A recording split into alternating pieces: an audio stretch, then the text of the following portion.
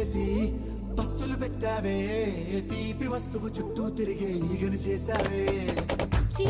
సిగ్గలేని మొగుడు గారండాయ్ గుయ్ గుయ్ గుయ్ గుయ్ అంటూ మీదికి రాకుండా గంపెడి పిల్లలతో